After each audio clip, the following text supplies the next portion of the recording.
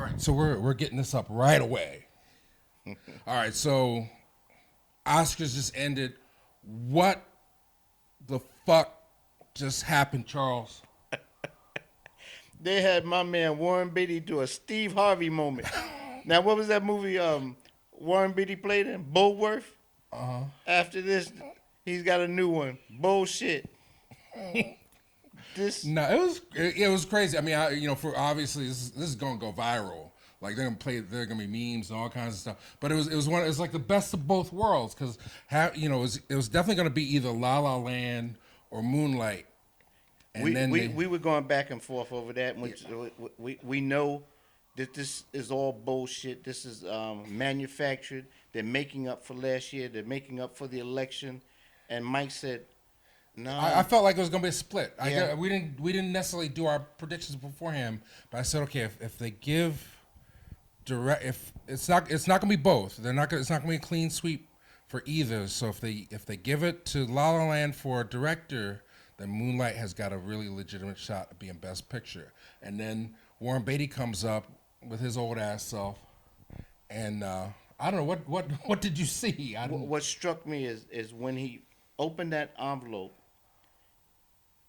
I thought he was going through a moment of jubilation, like what happened when what's the name had to read Denzel's name. You know, like That's somebody I know. like oh This is why I'm. oh I'm so glad to be alive. That moment because it's like they're so busy. As Kevin said And the earlier, speech before was, this Hollywood this year has shown how diverse and how understanding we are and all this other stuff. So it's like, like, okay, well, they're setting this up for Moonlight. all They're night, setting this up for Moonlight because all night the liberals are patting themselves on the back like there's no racism here. Look at this. the subliminals You were know, crazy. Like before all the commercial breaks, the theme from Shaft, theme from Mahogany, the theme from Bodyguard, all the Oscar-winning songs contributed by black folks, and then they cut to the conductor, black dude, and then they bring in they wasted 10 minutes bringing these motherfuckers in. Excuse my French for on the bus tour. That was a big waste of time. that bus thing was busted. You know that was such. But who did they bring? It's not. There's no way that was a legitimate bus because it was like it looked like they put off the United Nations. First of all, before they put those people on their bus, they went through to make sure they had the diversity thing going, right? Right. Then they put these two blacks in the front of this guy with these raggedy pants. Yeah, Right? like nigga, you gonna be on TV, Oh, please. my goodness. Like, can you change your pants? And then, him and his wife, and they spent the most time talking to them. Did they look like they were shocked they were among all these celebrities? He was Come on. ready. Nah, he knew what was up. Come on. Yeah, and then but they had to push through it. But here's the thing that's going to happen. They're so busy patting themselves on the back and attacking the President Trump. You know, and that's the way they do it. You know, they're so busy talking about the arts, this and arts that, and they're talking about Trump. Is he tweeting yet? Well, he's going to have Trump's going to have the last laugh behind the screen. Oh, definitely. Yeah, wait for the tweets now, because anybody who you say it could. Well, first off, all right, with 2017, that Super Bowl was questionable. How the Patriots come back after 20 points. Yeah, you wonder what's going Trump's on. going to say, "Yeah, this is some fake Oscars. This thing is Oscars so fake. so rigged, so rigged. What you got? 2 envelopes? You guys messed up and you gave the guy the wrong envelope. Oh no! And then you go back and put Moonlight on it. Blame it on Faye Dunaway. You know, But to be fair, all right. So the winners. I mean, and then I never saw it. Like I thought Barry Jenkins was on Maury Povich the way he jumped up. It's like, you are not the father. Oh, I won. And they jumped up and they were excited and everything. Shout out to Barry Jenkins, 2 Oscars in one night. No, you know what?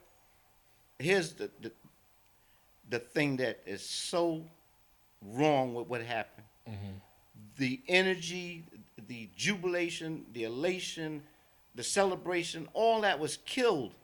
This was not a magic moment. Then you up there, you accepting, making all these speeches. Oh yeah, for La La Land. Then somebody tells you, no, you didn't win. You didn't win. You think it was a Ving Rhames moment, or Both two black guys came to my mind: Steve Harvey and Ving Rhames. Well, I'll give you another one. Sort of like you remember that movie Grease Lightning Yes. about Wendell? Like he'd win the race, but the announcer would be like, wait, hang on just a second. We got to check the tape. We got to rewind that. And Wendell's like, yeah, no, I won. And it's like, no, you gotta, no, the other guy won. So I mean, so if Turnabout is fair play, so often have you seen the superlative film, and it's debatable. Oscars are debatable. Not win for whatever reason. So I don't know if it's appeasement. Look, I'm happy for everybody that won. And as far as black folks, there's definitely from the very beginning.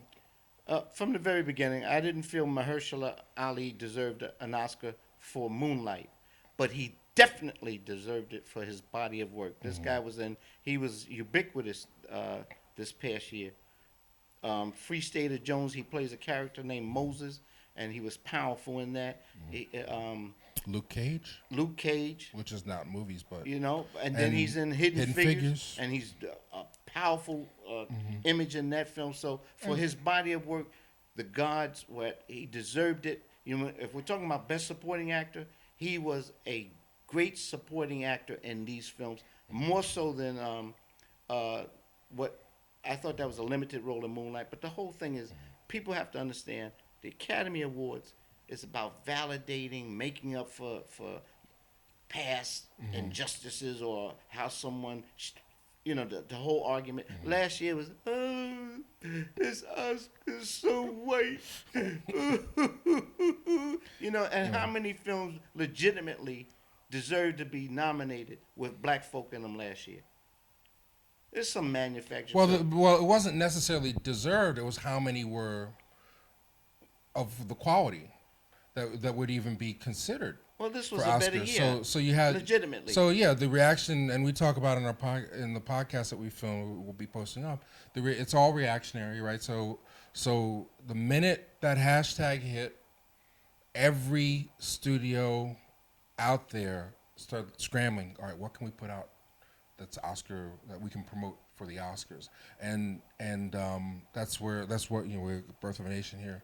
I mean, this movie, it got the $21 million is the highest amount ever paid at Sundance for any movie, because they felt like this was going to be their shot. So I mean, that's something we could talk about. Is like what movies deserved to be nominated that didn't get nominated. This movie here is a film that, relatively speaking, should have been nominated for an Oscar. But why? Well, we don't want to go there. And Queen of Katwe. But not enough people saw it for them to spend the money to promote it. But I mean, but the winners. So and then on the radio, I don't know if unless you heard it live, the big one I was looking at. I mean, we knew Viola was a shoo-in. That was a done deal. That was a done deal. Yeah. Viola, done deal. Congratulations, Viola. An amazing speech. Loved it. And I think she's got another Oscar coming for her speech. It's TV. It's Emmy. She'll get Emmy for her speech. She got an Oscar for winning, and then she get an Emmy for her Oscar speech, Best Actress. But Denzel didn't look too happy when Casey Affleck said, "I learned everything from Denzel." Denzel was sitting up there. Well, I give it up for Denzel, because they tried to clown Denzel. Denzel he been right. It's not his first rodeo. When they brought his ass over to take the selfie with the tourists, he kind of ducked and dodged that one real quick. He's not one to be played with. And Halle was looking good. I mean, every there were a lot of bright moments, a lot of reasons to watch the Oscars. But the one I was most looking forward to was Best Documentary. I had a vested interest in seeing Ava DuVernay win, and but it was one of those things where you had 4 black filmmakers nominated for Oscars in the documentary category. I didn't feel Ava DuVernay's 13 was. Well, I mean, I thought OJ was a better piece of work. It caused more discussion, and the other thing is what they like is they love balance. You know what I mean? And OJ, it showed not just how blacks were feeling. It showed how whites, the polarization was just so strong. I remember when the decision came out, When they said OJ was in it, I was in Times Square, and I ran down the street. Thank you God, because I did not like what happened to two wonderful people, two human beings, and how their lives were snuffed out. But it was just something that says, you know what? Hearing innocent for something that was clearly maybe OJ was guilty of a real vicious crime, and then for someone to say you're innocent. How often we had to hear that with Emmett Till and the Scottsboro Boys and all this kind of stuff. Of course, and shout out to OJ, who's sitting in jail behind bars now. I'm sure he's getting a pat on the back. I hope somebody sent him the Oscar winner. Edelman sent him a little extra in his commissary this week for making it possible for him to have. I can see him now. He better be careful, because if he try to get that Oscar and he tries to steal it, he'll be right back in He said, "That's my Oscar. You know what I'm here for. I come to get my Oscar." Light it up. We shout out to OJ. That's all I can say. Yeah. So yeah, Universal got at work. Well, when will OJ stand for out of jail? When's this boy supposed I don't know. I mean, they're messing with OJ. They won't give him his medicine. He's in pain. They say he can't walk 2 feet. I mean, they're doing a number on, white supremacy doing a number on folks. So, Moonlight, it's a double whammy. It represents gay as well as black, and it's a beautiful film, as we've talked about before. Well deserved all the winners, and I think there was a fair amount of balance among the winners. Zootopia, that's the one I was most excited about seeing win. That's legit for me, and did we cover all the black winners? Well, So if we call this technology of the Oscars, also the subtle things, not only in terms of like just underlining and underscoring representation and diversity in every single presenter. Also in the commercials, like there was a freaking commercial that showed up. I was like amazed. It's like the little black kid, and he sends a cell phone up into outer space, and some stuff falls down, and then like a half hour later, there's another commercial with more kids like on a deserted place, and they get the phone and they look at it. What the hell was that product? I still don't know, because I wasn't. I thought I watched everything, but what? That was very frustrating to see all these diverse images not necessarily tied to a specific product. Yeah, well, we've waited. It's over now.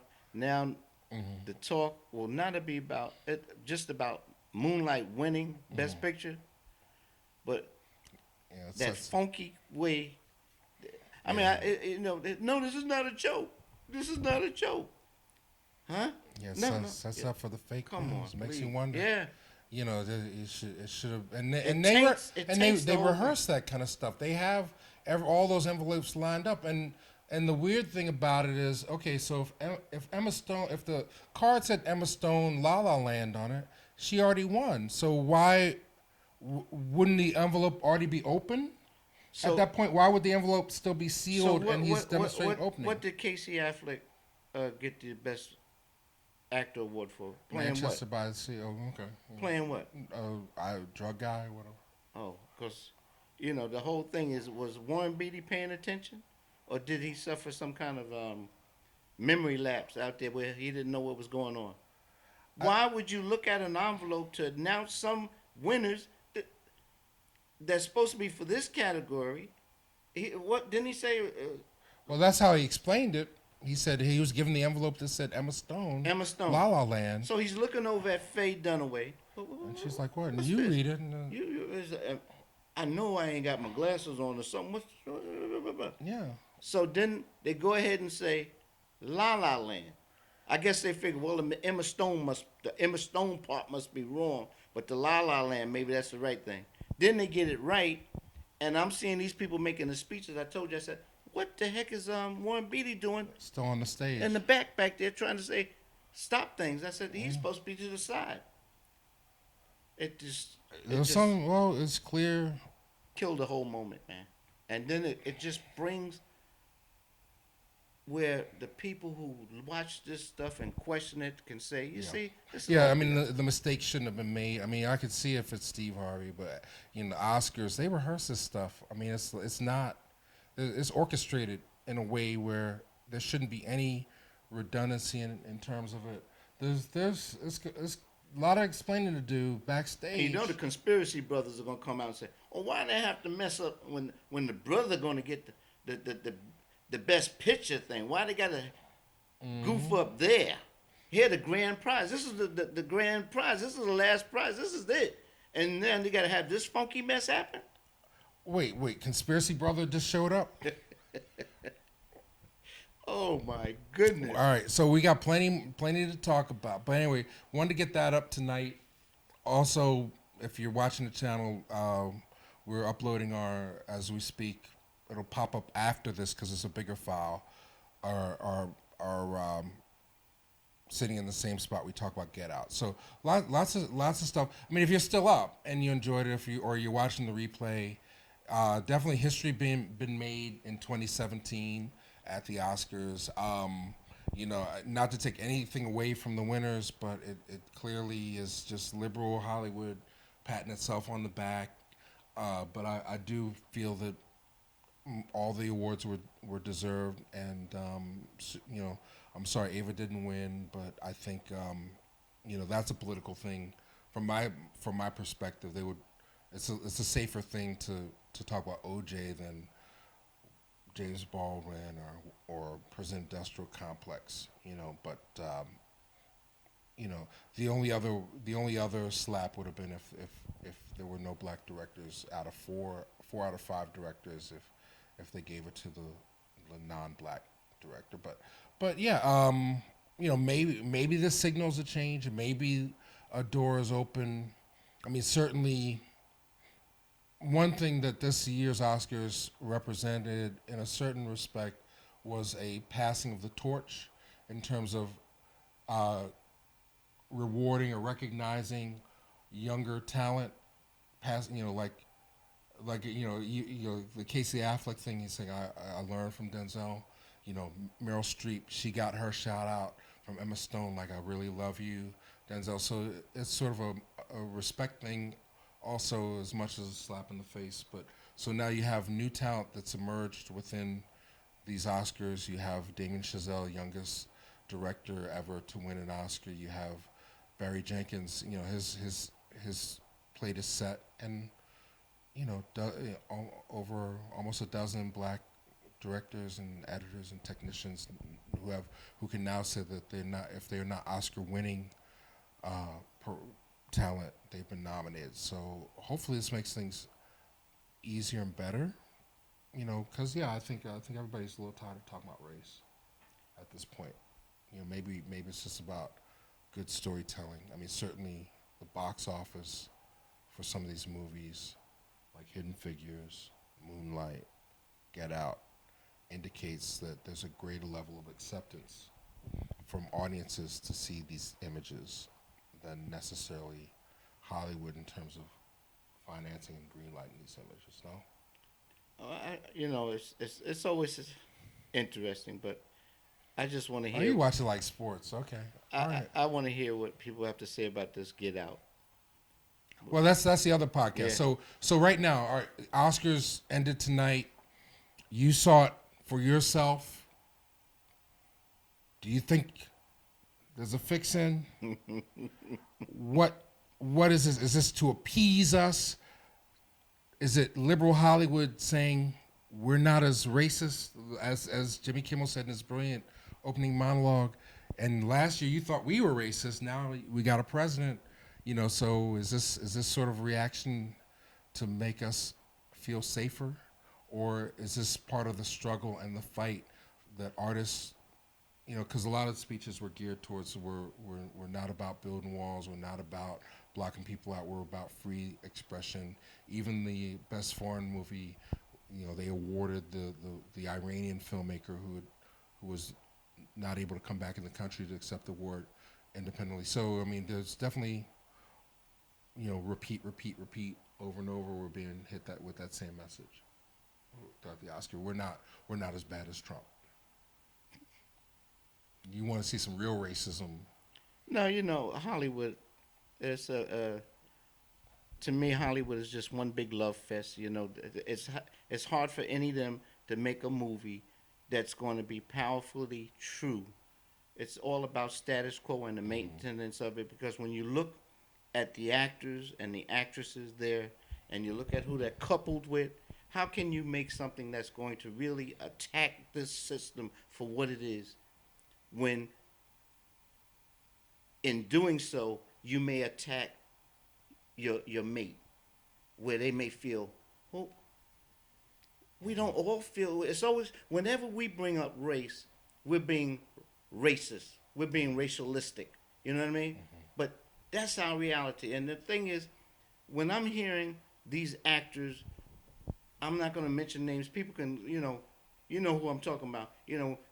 I know when they were struggling for low-paying acting roles in powerful plays, and I'll just look up Zeke, the character Zeke, where he's cursing whiteness, and he's struggling, but now he's piloting planes, and he's talking about we don't need Black History Month. I'm not an African, I'm American, and if any black feels he can't make it, it's because he hasn't tried and he hasn't worked hard. If you work hard, you can make it. That's the crap. But let this son of a gun and the Oprahs of the world, let them go, and no one knows it's Oprah or whoever I'm talking about, and knocking on the door, somebody's not letting them in, or it's, when they try to catch a cab, they can't get one, because that's the reality. Well, I think Barry specifically has a level of consciousness that whatever opportunity this creates for him, he's going to continue to do the work that he's been doing. So I don't have any fear about that. But you're absolutely right. I mean, there is a risk. I mean, it is a big club, and, for those who question things, the end of that show leaves a lot of questions. Same way the end of that Super Bowl, and I'm not even going to talk about the NBA All-Star game. That's just, a bunch of millionaires. That was a bunch of nonsense. A bunch of millionaires. They already got their money, so what difference does it make who wins? They don't even give you your money's worth anymore, because they're so concerned with. They don't even compete. I got my money, but you. But why then, pay to see somebody that's not going to compete? It's going to be a jam fest. And then they want you to hashtag and be invested in promoting their event by you helping to pick who the MVP is. It's like, whatever. They increase the number of games that these players have to play, so that they can draw more money from TV ads, more money for that. People have to pay these overpriced tickets, and then when they go, if you go to see a Broadway play, and the star whose name is helped bring you to that venue, and they all of a sudden they can't make it, well, you feel cheated, because you're coming to see that performer. So if I want to go see the Cavaliers or the Clippers, and all of a sudden now they're resting the players because they done added too many games and they don't want to go too much, I'm feeling cheated. Well, the Oscars do the same thing when they increase the number of Best Picture nominees, hoping to goose the box office for these movies so they can put more nominated for Best Picture, on the posters to try and get you to go. When the reality is that most people, they're not going to see these movies, or if when they do, it'll be on TV or Netflix or whatever. So, it creates a false thing. I suspect that this is going to be one of the lowest rated Oscars ever, like in the last 10 years, because the majority of the films nobody saw. You have Hidden Figures made a lot of money, Arrival made a lot of money, but they're not the movies that people are talking about. People are talking about things that are on Netflix. People are talking about things elsewhere. But I do think that probably this mistake, is probably going to make it one of the most talked about Oscars in a long time, because of its interest, because of the mistake. But I don't necessarily know if Moonlight is going to get more of a box office push. by being Best Picture. La La Land is going to sell more DVDs. I think it's a very insulated world that we're operating in. Movies are not the big platform that it was when it was, at its peak. Jaws, and it's not. And unfortunately, this was one of those years where, because of the backlash of Oscars so white, the smaller movies that most people weren't going to see were the movies that were nominated. But shout out to Halle Berry. She looked beautiful. I saw some nice dresses, fashion, all that other stuff. Yeah, what's her name was flashing a lot of thigh there, Jennifer Aniston. Jennifer Aniston. And who knew about Janelle Monáe? Ooh. What was you saying about it? That was the most revealing dress I've ever seen her in. I mean, I want to see more of Janelle Monáe as a result of the dress. But that's being sexist. I don't want to come off as being sexist in the movie on this podcast. But I mean, the women look beautiful. The men, David Oyelowo, regal. I love his voice. Mm-hmm. Oh. And just amazing speech by Viola Davis. And David Oyelowo. Mm-hmm. If anyone should have been nominated for an Academy Award, it should have been him. It's all about his role in Queen of Katwe. Well, the movie's got to make money. Yeah. The movie's got to make money. I mean, they're all players in the game. So so I think this, again, to close. My final thought, I'll allow one for you. Is that, I mean, this was one of those interesting years where it signals an arrival of new talent into this Hollywood machine, legitimizes a lot of effort for the people, who've been making films for a long time. They're finally being recognized within the industry, and I think that's great.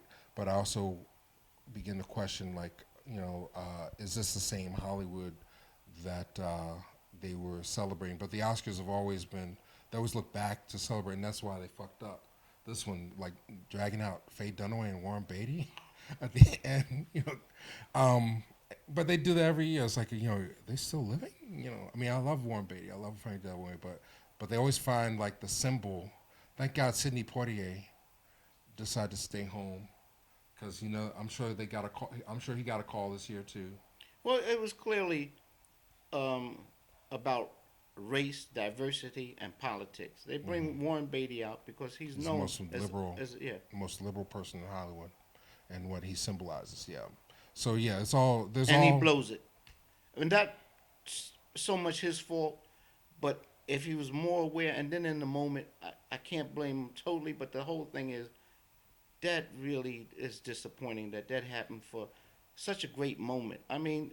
Mm-hmm. Great is relative and things like that. Yeah, because you don't have that highlight reel moment where he reads and the winner is Moonlight. It's like timeout.